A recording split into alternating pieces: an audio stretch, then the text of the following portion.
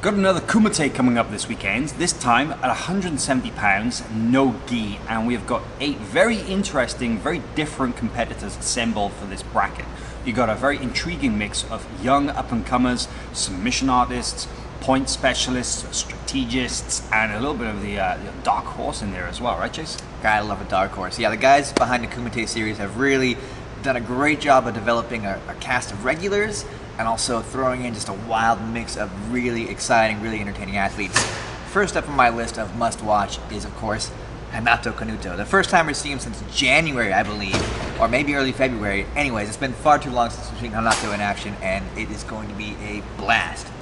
Yeah, that's a really good point. He's only competed once the whole year, and if you want to take a look at the 8 men on this bracket, that's actually kind of the half of the story here, because you've got some guys like Jimenez, Taza, Canuto, Ruotolos, Oliver Taza. These guys have been really active, even during the kind of the quarantine season, let's call it, right? Jimenez has already competed on 3 Kumite events. This will be his 4th. Taza has also competed in a couple. Ruotolos has been extremely active. We saw him again earlier on Who's Number One, and also here at the Kumite. Oliver Taza was on Jits King. So, you know, they've been back in the swing of things competing. But then you want to look at Hugo Marquez, Vitor Oliveira, and like you mentioned, Canuto. They've been nowhere to be seen all year. Now, how is that going to affect their performance? We don't know. We'll find out on Saturday, right? Yeah, a key point to note as well is the format that Third Coast has. It's a very unique way to win a match. You either have to submit your opponent or get essentially a tech fall, score 11 points in regulation, or you will go to overtime. So if you're winning 4-2, going to overtime. Doesn't matter. And that overtime period is a golden score rules sudden criteria. Death. Sudden death. First one to score, boom, over. That changes things. Absolutely. We've always seen some of the most exciting matches of the year unfold in that manner because, I mean, you can't play it safe when it's just one score that ends the match. That's it. So you kind of have to go for broke. And I think that suits almost everyone on this list as far as they have the grind, the grit, and the will to gut out those golden score scenarios. 170 is an interesting weight category for me as well, because it's that very athletic weight class, isn't it? You know, it's the very dynamic weight class. These guys, they're often powerful, but they're fast. You know, they're able to go top and bottom, you name it, right?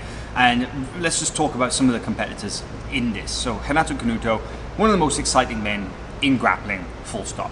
You actually have both Ruotolos brothers, both Cade and Ty, luckily on opposite sides of the bracket. Cade stepping up on last minute notice today, actually. Today's Monday for the event on Saturday, replacing Jonathan Gracie, his Atos teammate. Then, of course, you've got Jimenez, who is one of the most consistent, one of the most entertaining competitors to watch. Probably be cutting a lot of weight for this one, considering it's all the way down at 170.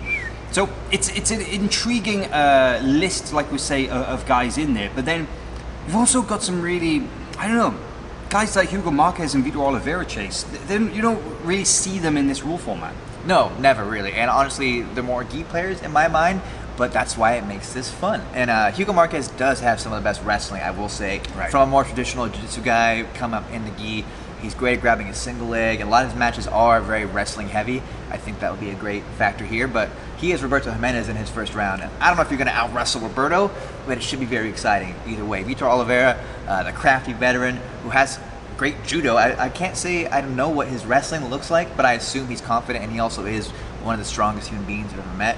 And he is confident. That's the one thing a veteran brings to the table is a lot of experience. They've seen it all. Yeah. So maybe he hasn't done it here at the Kumite series, but he's been about everywhere else. I think he's going to be 20 years older than his first round opponent, Cade Ruotolos. That's pretty 20 crazy. years more experience in Vitor's mind, you know. And then on the other side of the bracket, you know, you got an amazing first round match between Taza and Canuto.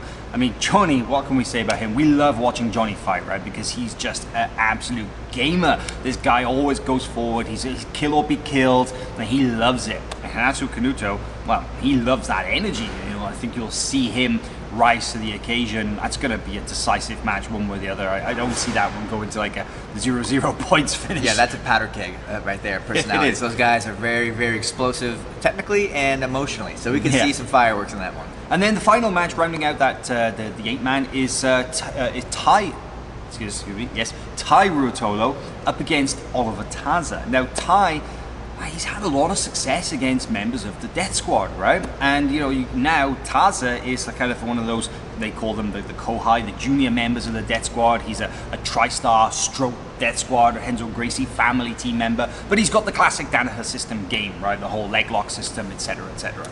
So that's an intriguing one as well, right? Because you'd have to say, well, Tai has got maybe a little bit of an edge over that team in general, but I think Taza will be looking to claw this one back.